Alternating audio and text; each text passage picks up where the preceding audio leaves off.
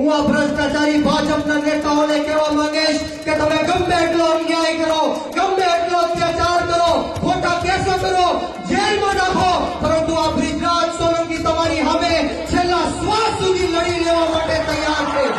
છેલ્લા શ્વાસ સુધી લડી લેવા માટે હું તૈયાર છું. અને તમને લોકોને કહેવા માટે આવ્યો છું કે કોઈનાથી ડરવાની જરૂર નથી, કોઈનાથી ગભરાવાની જરૂર નથી.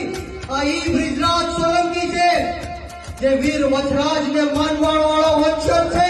કદાચ મારું માથું આ સોલંકી વીર વચરાજનો વંશજ છું, કદાચ મારું માથું ઉતરી જાય તો પણ આ બ્રિજરાજ સોલંકીનું ધડ આ સમાજ માટે લડતું રહેશે.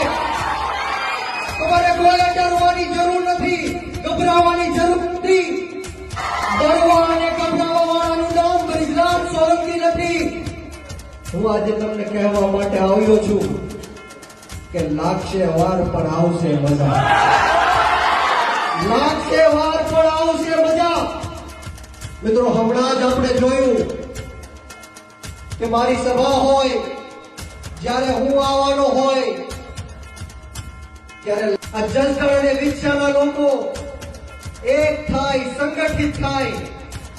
આ એનો ડર અને એનો ખોફ છે. ત્યારે હું યુવાનોને ખાસ કહેવા માંગીશ કે છેલ્લા 30 વર્ષથી આપણા વડીલો, આપણા યુવાનો, આપણી માતાઓ ડરના અને ભયના માહોલમાં જીવી રહ્યા છે. આપણને ગુલામીની જંજીરોમાં બાંધીને રાખવામાં આવ્યા છે. કોઈ પણ સવાલ પૂછે, કોઈ પણ અવાજ બુલંદ કરે તો એનો અવાજ દબાવી દેવાના પ્રયત્ન કરવામાં આવી રહ્યા છે. વાત સાચી કે ખોટી? તમે મને ધાક ધમકીઓ આપી, ભાવનગરમાં આવીને મારા વિરુદ્ધમાં ષડયંત્રો કર્યા કે બ્રિજરાજભાઈને કઈ રીતના ખોટા કેસો થકી જેલમાં નાખવામાં આવે, એના ચારિત્ર ઉપર સવાલો પૂછવામાં આવે. આવા અનેક સાઈફાઓ કરીને મને ડરાવીને અને ધમકાવવાની કોશિશો કરવામાં આવે છે. પરંતુ હું આ જાહેર મંચ ઉપરથી કહેવા માંગીશ કે અમે આંદોલનની કોકમાંથી નીકળેલા લોકો છીએ, ગરમ તપતી ભઠ્ઠીમાંથી નીકળેલા લોકો છીએ.